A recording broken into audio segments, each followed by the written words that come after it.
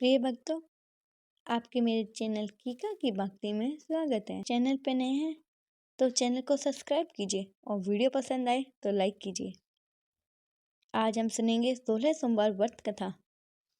एक समय की बात है, एक बार भगवान भूतनाथ अपनी प्राण प्रिय पार्वती जी के साथ संसार भ्रमण के लिए पधारे। घूमते घूमते वे विदर्भ देश में अमरावती नामक नगरी में पहुंचे। वहां की शोभा उन्हें भा गई और एक वे शिवालय में ठहर गए। एक दिन पार्वती जी की इच्छा चर्स खेलने की हुई। शंकर भगवान और भगवती पार्वती जिस समय चर्स खेल रहे थे, तभी शिवालय का पुजारी वहां आ गया। पार्वती जी ने पुजारी से पूछा, बताओ इस बाजी में कौन जीतेगा? ब्राह्मण ने बिना सोचे समझे कह दिया, भगवान शंकर। थोड़ी ही देर बाद बाजी समाप्त हुई और पार्वती जी जीत गई। ब्राह्मण के बिना विचार भविष्यवाणी करने पर माता को गुस्सा आ गया। यद्यपि शंकर भगवान ने उन्हें बहुत मनाया, लेकिन वह मानी नहीं और उन्होंने उस ब्राह्मण को कोढ़ी होने का श्राप दे दिया। कोढ़ी होकर ब्राह्मण दुखी रहने लगा। काफी दिन व्यतीत हो चुके थे।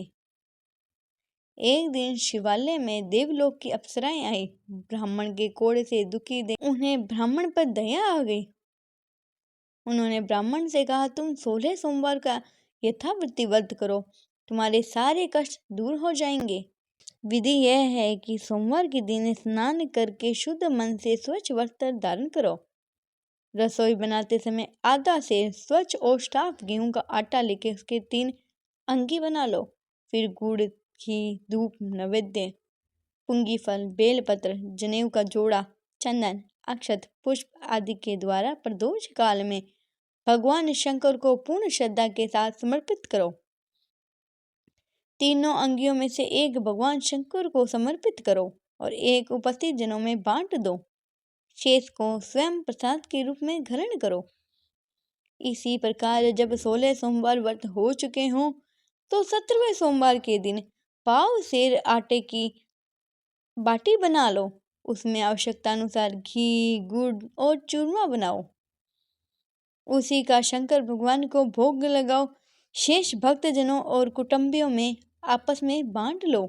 ऐसा करने से भगवान शंकर की कृपा तुम पर शीघ्र हो जाएगी और तुम रोग मुक्त हो जाओगे। अप्सराएं वापस स्वर्ग को चली गईं। ब्राह्मण ने पूर्ण श्रद्धा के साथ 16 सोमवार का व्रत रखा। फलस्वरूप उसे कुछ ही समय में वह रोग शोक मुक्त हो गया और धन धान्य से संपन्न हो गया। कुछ दिनों बाद उसी शिवालय में शंकर पार्वती पुनः पधारे। ब्राह्मण को रोग मुक्त देखकर पार्वती जी को आश्चर्य हुआ। उन्हें जब ये 16 सोमवार व्रत का चमत्कार ज्ञात हुआ, तब उन्होंने अपने रूठे पुत्र कार्तिक को मनाने के लिए 16 सोमवार व्रत करने का निश्चय किया। उसी व्रत के कारण कार्तिकेय माता के आज्ञाकारी पुत्र बन गए। तब उन्होंने इसे जानना चाहा। जब उन्हें पता लगा कि मेरे मनाने के कारण 16 सोमवार व्रत था, तब उन्होंने अपने रूठे ब्राह्मण मित्र को मनाने के लिए 16 सोमवार का व्रत करने का प्रण किया। व्रत पूरा करने के बाद वह एक कार्य से दूसरे राज्य में चला गया। उस राजा की प्रतिज्ञा थी कि मेरी सजी संवरी हथनी जिस युवक के गले में पुष्पों की माला डाल देगी, उसी के साथ मैं अपनी इकलौती राजकुमारी का विवाह कर दूंगा। ब्राह्मण भी स्वयंवर सभा में गया। हथिनी ने उसके गले में जयमाला डाल दी। राजा ने खूब धूमधाम से अपनी लड़की का विवाह राजकुमार से कर दिया। राजकुमारी को विवाह के काफी वर्षों बाद पता चला कि उनका विवाह ब्राह्मण से 16 सोमवार व्रत के शुभ प्रभाव से हुआ है। तो उसने सुपुत्र की लालसा में 16 सोमवार का व्रत रखा। सुप्रभावों से राजकुमारी को स्वर्ण गुण संपन्न सुपुत्र को जन्म दिया। युवा हो जाने पर पुत्र को जब ये पता लगा कि 16 सोमवारों का व्रत का परिणाम है, तो उसने राज्य का अधिकार पाने के लिए 16 सोमवारों का व्रत रखा। व्रत पूरे होते ही उस युवक को एक राजा के दूतों ने अपने देश की राजकुमारियों के लिए वर लिया। उस देश का राजा बूढ़ा हो चुका था, अतः विवाह के कुछ ही समय बाद उसका स्वर्गवास भी हो गया और ब्राह्मण कुमार को राज्य प्राप्त हो गया।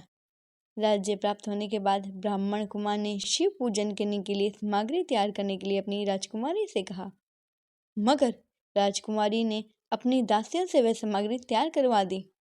ब्राह्मण कुमार पूजा समाप्त कर चुका, तभी भविष्यवाणी हुई कि या तो वे अपनी पत्नी को त्याग दे वरना उसका सारा राज्यपाठ समाप्त हो जाएगा। राजा उस भविष्यवाणी से बहुत दुखी हुआ, मगर मंत्री परिषद के परामर्श पर उसने रानी को ही त्याग दिया। भटकती हुई रानी दूसरी नगरी में पहुंची। उसके वस्त्र फट चुके थे। उसकी नजर एक बुढ़िया माई पर गई। वह अपना सूत बेचने के लिए बाजार में थी। रानी उसकी सूत की गठरी पर सर रख लिया। तभी बड़ी जोर से आंधी आई और सूत की गठरी उड़ गई। तब उस बुढ़िया ने उस रानी को धक्का देकर अपने पास से भगा दिया। इसके बाद रानी आश्रम की खोज करते करते एक तेली के घर गई, लेकिन जैसे ही वे वहां पहुंची तो तेली के सारे बर्तन चटक गए।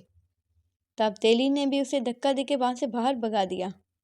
इस प्रकार रानी दर दर भटकती हुई अंत में एक ग्वाले के पास गई। वह उसे एक शिवालय के गोसाई जी के पास ले गया। रानी ने गोसाई जी को अपनी पूरी आपबीती बताई। तब गोसाई जी को उस पर दया आ गई। उन्होंने रानी को अपने आश्रम में रख लिया। रानी जिस चीज को भी छूती वह बिगड़ जाती। पानी और भोजन में कीड़े पड़ जाते। इस पर गोसाई जी बहुत दुखी हो गए और उन्होंने भगवान शंकर की अनेक प्रकार से विनती की और रानी को 16 सोमवार व्रत करने का आदेश दिया। रानी ने श्रद्धा और भक्ति के साथ 16 सोमवार का व्रत रखा। 17वें सोमवार के बाद ब्राह्मण कुमार को सपना आया। दूसरे ही दिन उसने दूतों को रानी की खोज में दौड़ा दिया।